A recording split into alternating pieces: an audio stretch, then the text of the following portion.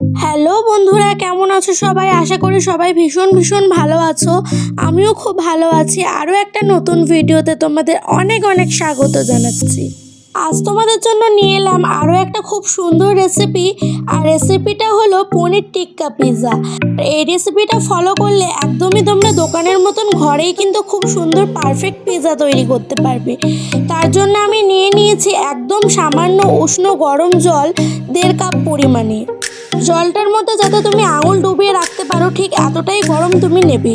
আর তার সাথে আমি এখানে দিয়ে দিলাম 1 টিস্পুন মতন ড্রাই ইস্ট। আর ইস্টটা কিন্তু তোমরা একটু ভালো কোয়ালিটির নেবে, ভালো দোকান থেকে।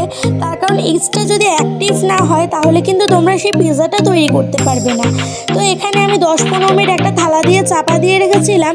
আর 15 মিনিট বাদে এসে যে তোমরা ইস্টটা অ্যাক্টিভেট হয়েছে সেটা বুঝতে পারবে। এটার উপরে দেখছো কি সুন্দর বুদবুদি ফেনা হয়ে গেছে। এরকম হলে তোমরা বুঝতে পারবে ইস্টটা একদম ঠিকঠাক আছে। আর এরপরে আমি দিয়ে দেবো 3 কাপ পরিমাণের ময়দা।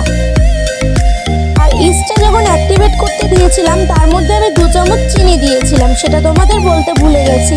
তো তোমরা চিনিটা অবশ্যই অ্যাড করে নিও। এরপর এখানে 3 কাপ ময়দার সাথে আমি কিন্তু 1 চামচ মতন সল্ট ইউজ করেছি।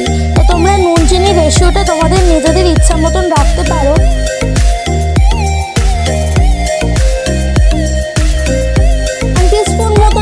সল্ট ইউজ করার পরে আমি এই জিনিসটাকে ভালো করে মেখে নেবো। তো প্রথমে আমি একটু স্পুনের সাহায্যে মেখে নিলাম। এই জিনিসটা কিন্তু একটু বেশ আঠালো টাইপের হবে প্রথমে। তো যত তোমরা ভালো করে মাখবে তত আস্তে আস্তে সেটা তোমাদের হাত থেকে ছেড়ে আসবে, তার আগে কিন্তু একটু হাতে লেগে যাবে। তো চলো বন্ধুরা, প্রথমে আমরা এটাকে স্পুন দিয়ে একটু মিক্স করে নিই। আর একটুখানি বেশ ভালো মতন মিক্স আপ হয়ে গেলে পরে তারপরে কিন্তু আমরা হাত ইউজ করব। হাত ছাড়া অবশ্যই কোনো রকম কোনো মাখামুখি করা সম্ভব নয়। তো সেই জন্য এরপরে আমাদের হাত ইউজ করতেই হবে। আর এই প্রসেসে কিন্তু এই সময়টা একটু হাতে লেগে যাবে। তো তোমরা কিছু মনে করো না এতে। এরপরে অল্প অল্প করে তোমরা ময়দা ইউজ করে ভালো করে ডোটা তোমরা একটু টাইট করে নিতে পারো। আর এই ডোটা হবে না প্রচুর শক্ত না প্রচুর নরম। হ্যাঁ, নর্মালি যেরকম আমরা রুটি পরোটা খাই তার থেকে একটু নরম হবে। তো এরপরে আমি এখানে দেখো বাটার ইউজ করে নিলাম। আর আস্তে আস্তে দেখো এই জিনিসটা কিন্তু আমার হাত থেকে ছেড়ে আসছে। তো এই ডোটা মাখাটাই সব থেকে কঠিন ব্যাপার। ডোটা ভালোভাবে মাখতে পারলে তোমাদের কিন্তু পিৎজা একদম পারফেক্ট হবে। তো দেখো এখন আমার হাতে আর লেগে নেই, পুরো ডোটা ভালোভাবে করা হয়ে গেছে, মাখা হয়ে গেছে। এই ডোটাকে এখন আমি 30 থেকে 40 মিনিট মতন রেস্টে রাখছি। আর এখানে দেখো পনির টিক্কাগুলো আমি ম্যারিনেশন করে রেখেছিলাম। আর এই পনির টিক্কাগুলো একটা শিকের মধ্যে সাজিয়ে এখন আমি গ্যাসের মধ্যে ভালো করে সেটাকে তন্দুরি করে নেব। তো যেহেতু আমি শুধুমাত্র ভেজ খাবারই কনজিউম করি, তো সেই কারণে আমার পনির টিক্কা পিৎজাটা কিন্তু সব থেকে বেশি ফেভারিট। আর এই পুরো ম্যারিনেশনটা আমি কিন্তু আগের দিন রাত্রিবেলা করে রেখেছিলাম। আর এখন এটার মধ্যে আমি ক্যাপসিকাম, পেঁয়াজ আর টমেটো আর পনিরের টুকরো ইউজ করছি। তো দেখো প্রথমে একটা করে ক্যাপসিকাম, টমেটো, 2টো করে পনির, তারপরে আবার ক্যাপসিকাম, টমেটো, পেঁয়াজ এরকমভাবে সুন্দর করে সাজিয়ে নিয়ে আর জিনিসটাকে একটু গ্যাসের ফ্লেমে ভালো করে চারিপাশ থেকে একটু পুড়িয়ে নিলেই কিন্তু এটা একদম পনির টিক্কা রেডি হয়ে যাবে। বাড়িতেই কিন্তু খুব সহজেই তোমরা এই পনির টিক্কাটা তৈরি করে পিৎজার উপরেও ইউজ করতে পারো, অথবা তোমরা এমনিতেও খেতে পারো। এমনিও কিন্তু এটা খেতে খুবই ভালো লাগে। আর বন্ধুরা দেখো এখানে আমার পনির টিক্কাগুলো একদম কমপ্লিট হয়ে গেছে। আর এখন আমি চলে এসেছি সেই পিৎজার ডোটার সামনে। তো দেখো এটা কিন্তু ফুলে দ্বিগুণ বললেও ভুল হবে, 3 গুণ হয়ে গেছে। তো সেটাকে আমি আবার ভালো করে প্রেস করে হাত দিয়ে মেখে নিচ্ছি।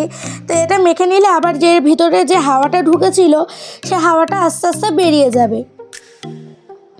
তো এটাকে ভালো করে মেখে মোটামুটি আরও 5 মিনিট রেখে দিতে হবে। আরও একটু তেল দিয়ে মেখে নিলে সেটা সবথেকে ভালো হয়।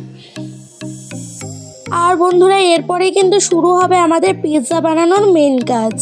তো একটা আমি স্টিলের থালা নিয়ে নিয়েছি। তোমাদের কাছে কেক টিন থাকলে পরে তোমরা সেটাও নিতে পারো, অথবা যে কোনো সিলভারের বাসনের মধ্যে তোমরা কিন্তু এরকমভাবে ওপর থেকে একটু ময়দা সেটাকে ব্রাশ করে নিয়ে তারপরে সেটাকে চেপে চেপে চেপে চেপে পিৎজার ডোটাকে বানিয়ে নিতে পারো। এই হচ্ছে যে পিৎজার ডোটা ভালো করে ব্রেডের আকারে তৈরি করে নিলাম।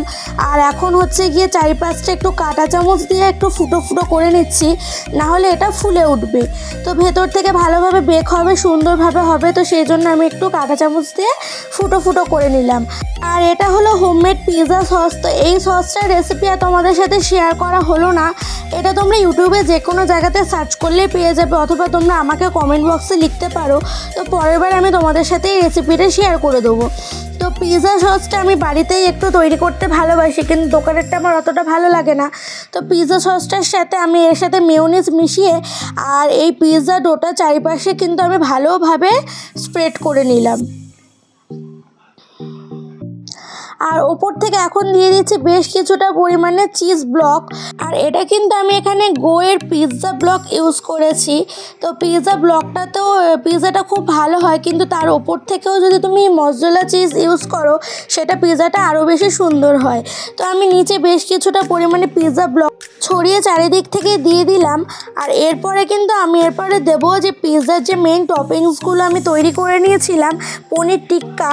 তো এখানে দেখো পেঁয়াজ, টমেটো, ক্যাপসিকাম সমস্ত কিছুই কিন্তু এই টিক্কার মধ্যে যেহেতু আমি বার্ন করেছিলাম গ্যাসের চুলায়, তো সেহেতু প্রত্যেকটা জিনিসের মধ্যেই একটা খুব সুন্দর বার্নিং স্মেল রয়েছে, তন্দুরি স্মেল রয়েছে। তো সেইটা আমি পুরো পিৎজাটার ওপরে সুন্দরভাবে সাজিয়ে নিচ্ছি।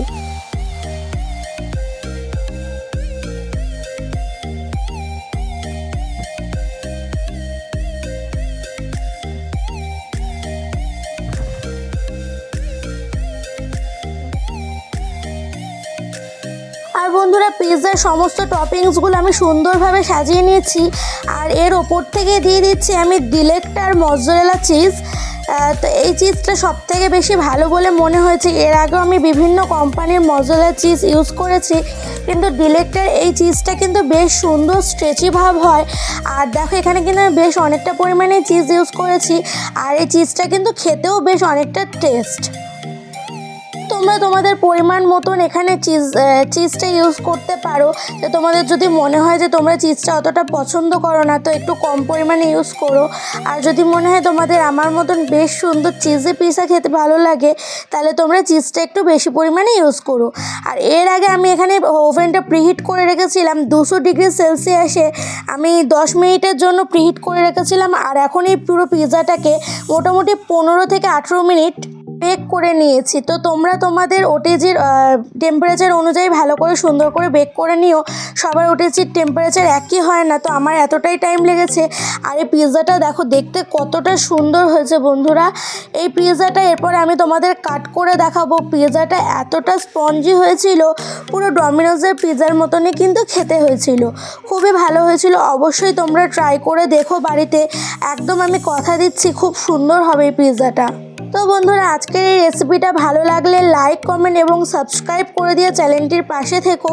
আমি কিন্তু তোমাদের জন্য মাঝে মধ্যে এরকম সুন্দর সুন্দর রেসিপি নিয়ে আসবো। তো টাটা, বাই বাই, ভালো থেকো, সুস্থ থেকো সবাই। দেখা হচ্ছে পরের একটি নতুন ভ্লগে।